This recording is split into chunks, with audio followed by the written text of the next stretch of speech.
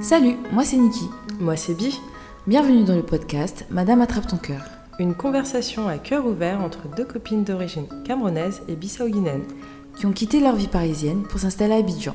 Dans ce podcast, on vous parlera entre autres d'identité, de féminisme, de carrière professionnelle, d'expatriation, de santé mentale, d'art et de culture. Aquaba!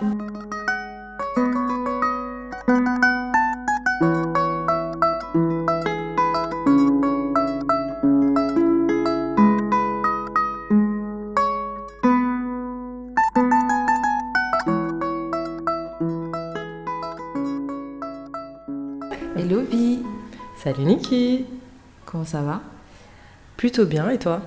Bah écoute, ça va. On va enfin démarrer ce podcast.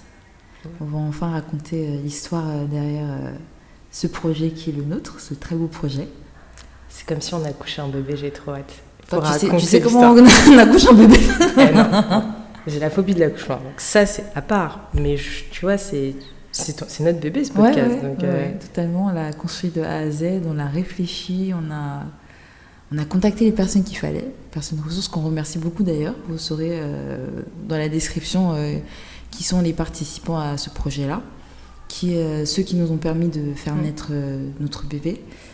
Et franchement, je pense qu'on s'est beaucoup éclaté à faire la préparation qu'autre chose, non? Enfin, je sais pas pour toi, mais...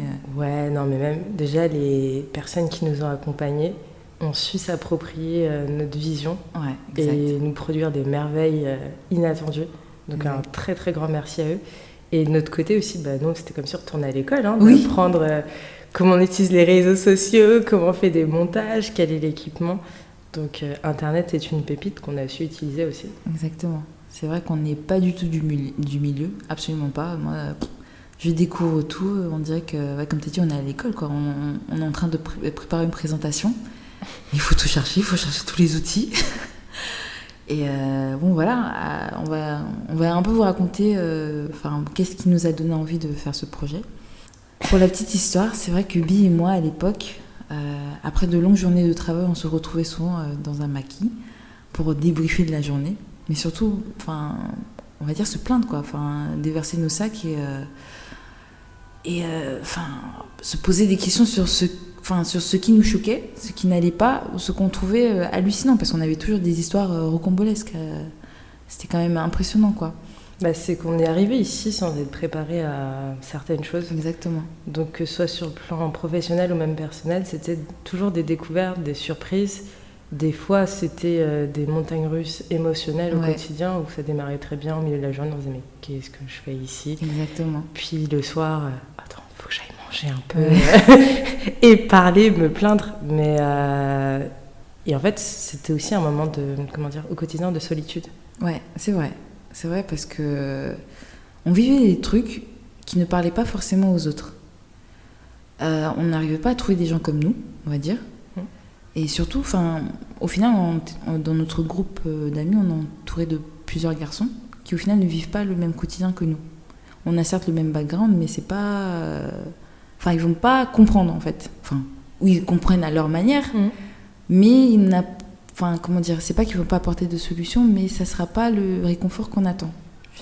C'est surtout que fallait passer du temps à leur expliquer tout le contexte, expliquer pourquoi j'avais ressenti telle émotion à tel moment, parce que c'était nouveau pour eux. Et donc à la fin, c'était épuisant en fait, de passer plus de temps à expliquer quelque chose qu'avoir quelqu'un en face de nous qui comprenait vraiment ce qu'on ressentait et pouvoir décrypter, on va dire, ce ressenti et se réconforter.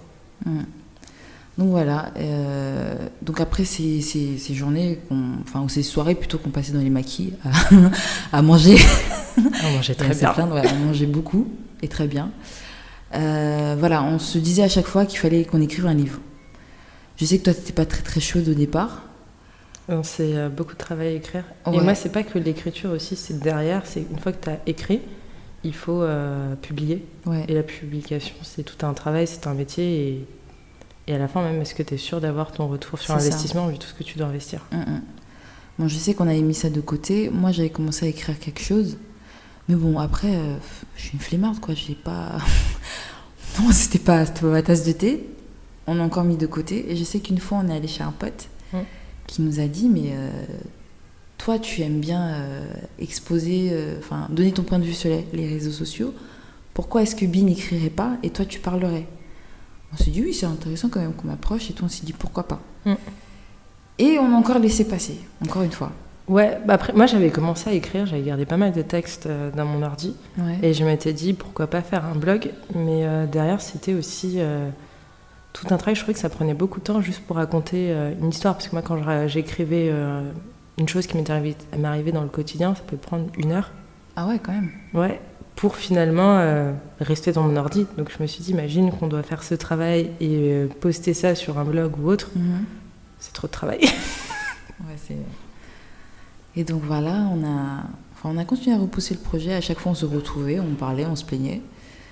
Et un jour, comme ça, je sais que je t'avais envoyé un message. Je t'ai dit, mais Bi, peut-être faudrait qu'on revoie le format de notre projet. Et c'est là où tu me dis, mais meuf, faut qu'on fasse des podcasts. On aime ça, on fait que ça, on écoute que ça, on consomme que ça. On devrait le faire. C'est vrai que quand tu m'as dit ça, j'ai fait, ah ouais. Parce que, au final, le podcast, pour moi, tu parles, ça sort comme ça sort, comme on dit. Et au final, il y a des trucs, t'es tellement dans le moment, il y a des trucs que tu veux, que tu dis qui ne sortent pas forcément comme tu l'espères, tu vois. Et pour moi, ça te dévoile un peu plus. Il y a des détails que tu mets dans un podcast que tu ne mettrais pas à l'écrit. Parce qu'à l'écrit, tu dois réorganiser.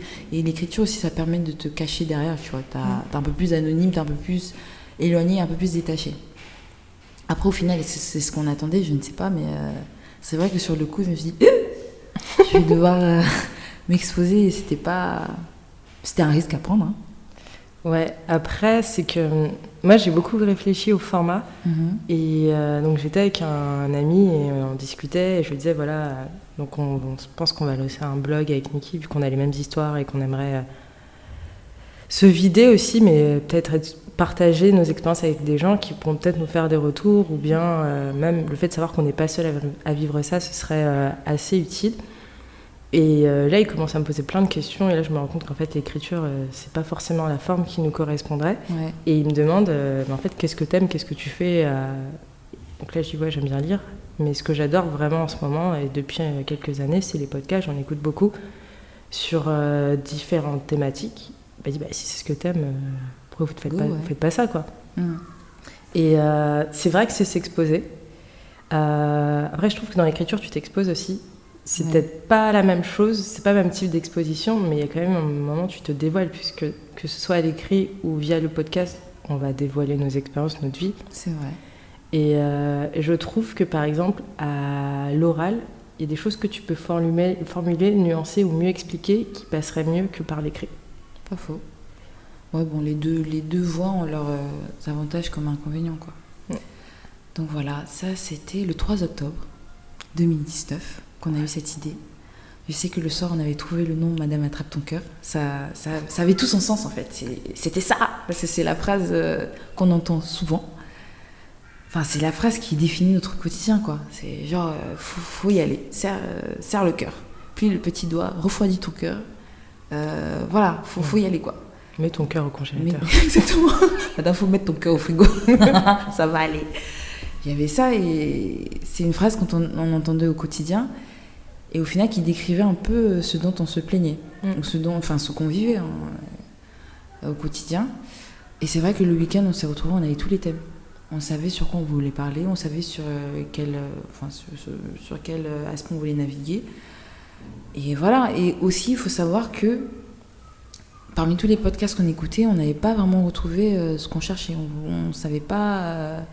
on n'avait pas retrouvé des profils comme nous, donc qui étaient rentrés sur le continent, qui vivaient des expériences sur le continent et qui exprimaient ça. On ne l'avait pas retrouvé sur les podcasts. D'habitude, c'était des expériences de Noirs, principalement en France ou ailleurs dans le monde, mais pas forcément en Afrique. Ouais, c'est ça. Il y avait très peu de choses sur l'Afrique. Ouais. Et sinon, parfois, c'était vraiment focalisé sur ce qui arrive en Europe. Les événements, même l'actualité, à chaque fois, c'est des choses où moi, ça me parle pas tant que ça, parce qu'on est ici. Donc, on suit à distance parce que, on suit, c'est intéressant. Mais en soi, ça ne touche pas plus que ça, quoi. Exactement. Ouais. On est un peu distancé de tout ça. Donc voilà pour la petite histoire. Donc on va rentrer dans le vif du sujet.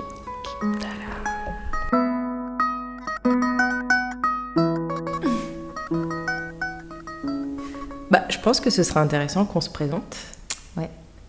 Donc Niki, est-ce que tu veux bien commencer ? Alors, moi c'est Niki, je suis franco-camerounaise, je suis née en France et j'ai grandi entre la France et le Cameroun. Dans le cadre de mes études, j'ai eu l'opportunité de bouger pas mal, notamment au Ghana, au Burkina Faso, et maintenant je suis installée en Côte d'Ivoire depuis 3 ans. À quoi va, Niki ? Merci. À toi. Moi c'est Bi, je suis franco-bissau-guinéenne, je suis née et j'ai grandi en France, et j'ai reçu la culture bissau-guinéenne par mes parents, mes 2 parents. La Guinée-Bissau, c'est un petit pays d'Afrique de l'Ouest qui parle portugais.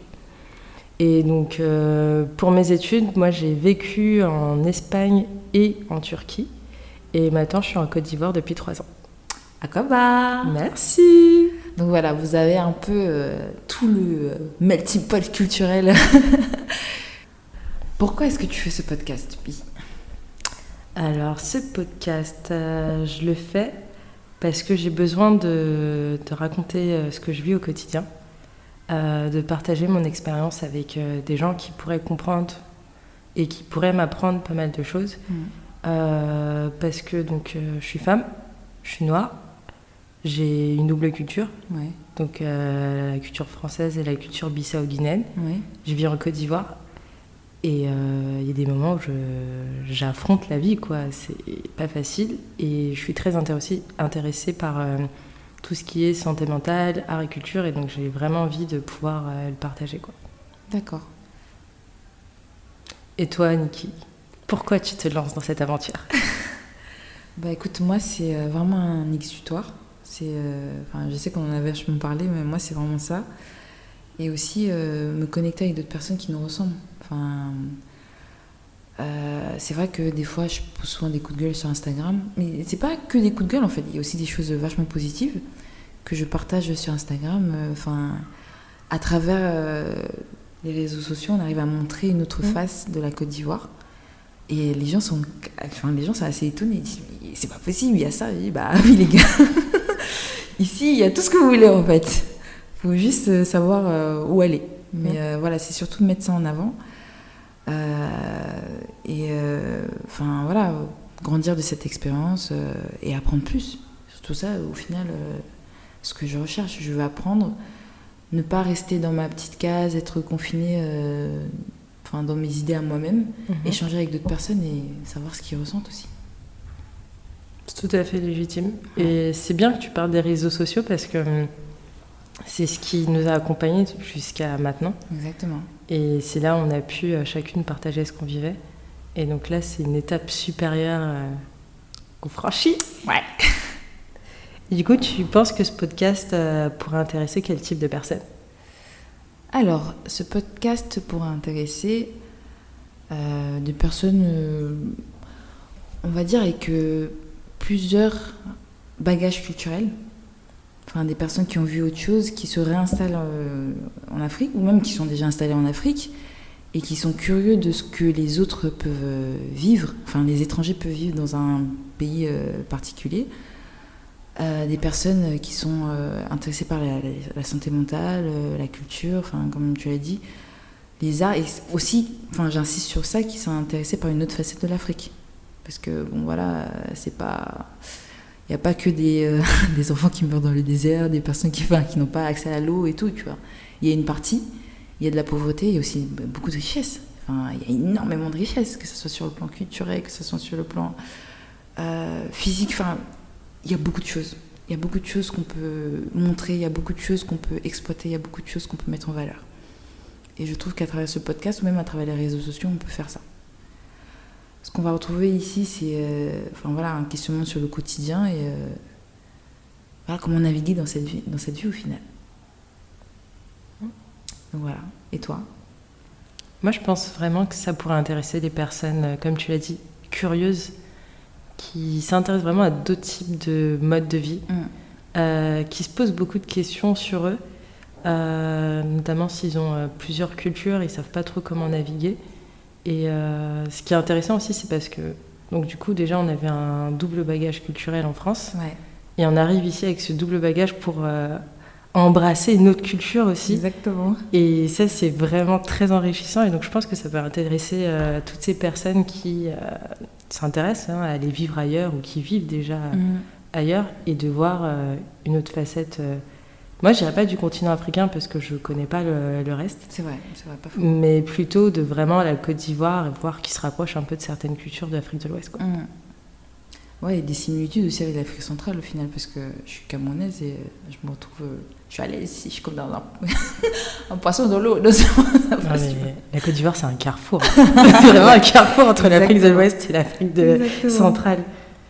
Donc voilà, vous avez tout. Vous avez la jeunesse de ce projet et j'espère que voilà, ça va vous parler, que vous allez nous accompagner, que vous allez poser des questions, que vous allez intervenir, que vous allez... voilà, on voudrait savoir. On veut vraiment que vous intégriez notre univers et que vous partagez avec nous vos histoires, vos questionnements et n'hésitez vraiment pas à revenir sur certains sujets ou même à nous dire ce que vous voulez explorer en fait avec Exactement. Nous. Ouais. Donc voilà. Bienvenue sur Madame Attrape ton cœur. Merci à vous. Salut. Bye. Bon, c'était nous sur Madame Attrape ton cœur. Merci de nous avoir écoutés. On espère que l'épisode vous a plu. N'hésitez pas à nous écrire sur les réseaux sociaux pour nous donner la force, poser des questions, donner votre avis et commenter. On essaiera de vous répondre au prochain épisode. Les liens sont disponibles dans la bio. Prenez soin de vous, de vos proches et aimez-vous. Salut!